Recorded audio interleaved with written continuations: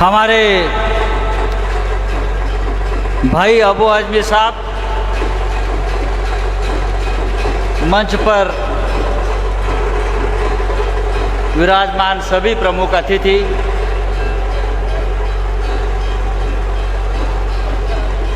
आणि आपण सगळे इथे जमलेले,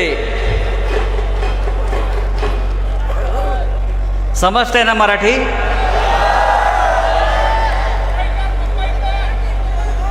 आपण सगळे मुंबईकर आहोत, ना बटेंगे ना कटेंगे, लड़ेंगे और आपको भगाएंगे। आने दो, जिसको आना है आने दो। बताएंगे महाराष्ट्र है भाई, ये मुंबई है, आपकी जागीर नहीं है। आम्ही इथे आहोत सगळे। मैं इसलिए आया हूँ भाई कि जो संघर्ष हम कर रहे हैं, जो लड़ाई हम कर रहे हैं, उद्धव ठाकरे साहब, शरद पवार साहब, उसमें हमारे भाई अबू साहब हमारे कंधे से कंधा मिलाकर हमारे साथ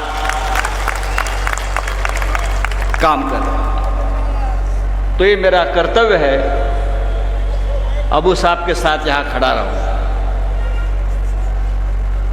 महाराष्ट्र की हालत आपको मालूम,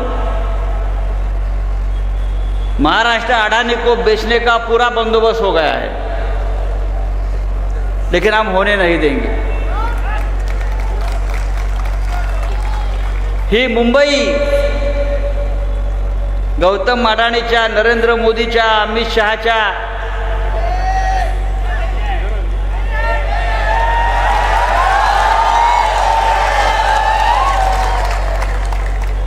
धारावी अडानी के खिस्से में, मुंबई का एयरपोर्ट अडानी को, या मुंबईतले सगळे सॉल्ट लँड, मिठागृह अडानी को, सभी जकात टोल नाके अडानी को। तो हमको क्या बचा है? घंटा। ये घंटा 23 तारीख को उनके सर में मारेंगे हम एक है और एक रहेंगे, ये ध्यान में देना आप भाई। ये महाराष्ट्र राज्य है, महाराष्ट्र के दो दुश्मन है, एक नरेंद्र मोदी, दूसरा अमित शाह। मैं हमेशा बोलता हूँ, मुझे लोग पूछते हैं आपके महाराष्ट्र में आप किसके साथ लड़ रहे हो? बोलो बीजेपी नहीं, ये एमएनएस नहीं, ये एकनाथ शिंदे, ये क्या उनकी औकात है हमारे साथ लड़ने की? इस राज्य के, इस महाराष्ट्र के दो ही दुश्मन हैं, अमित शाह और नरेंद्र मोदी। 20 तारीख को, अगर 23 तारीख को गुजरात में फटाके नहीं फूटने चाहिए तो 20 तारीख को महाविकास आघाड़ी को वोट करो,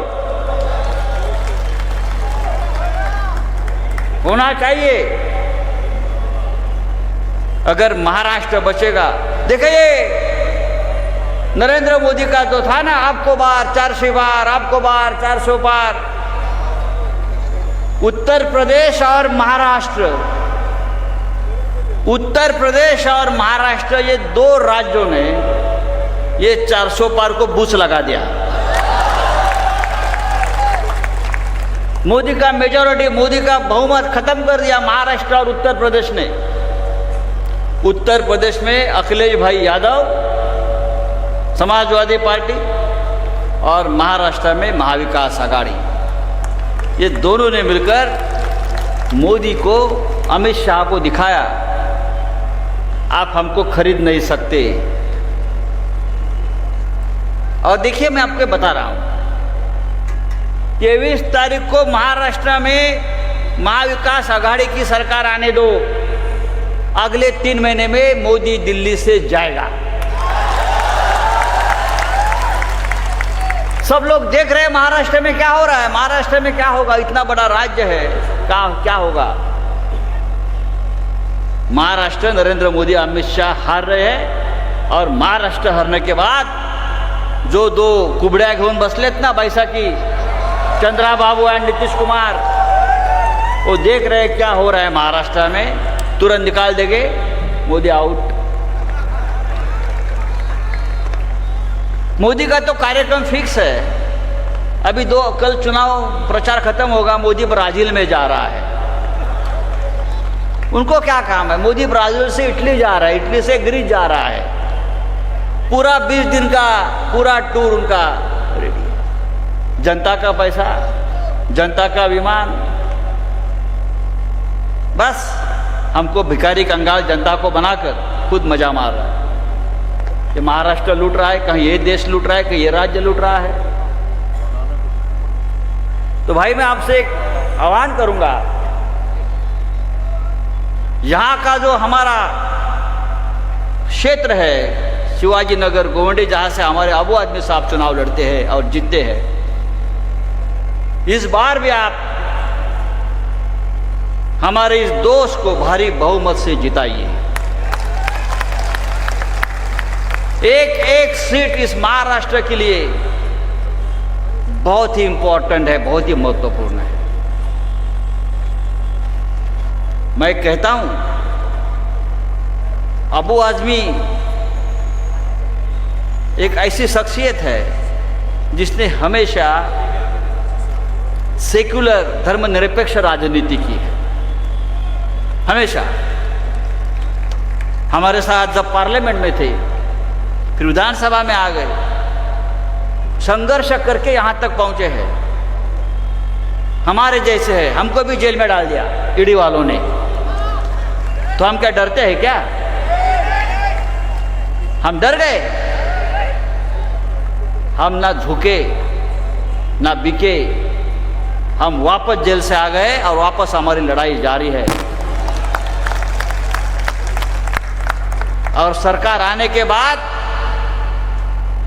जिस जेल में हम थे वहां किसको भेजना है वो भी लिस्ट हमने तैयार करके रखी।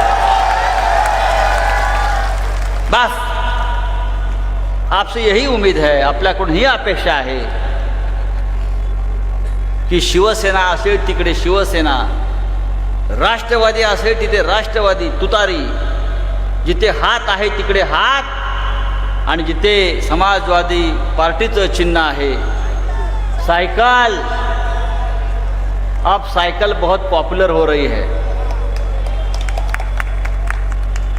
फास्ट, अभी ना पेट्रोल ना डीजल, इतनी महंगाई है।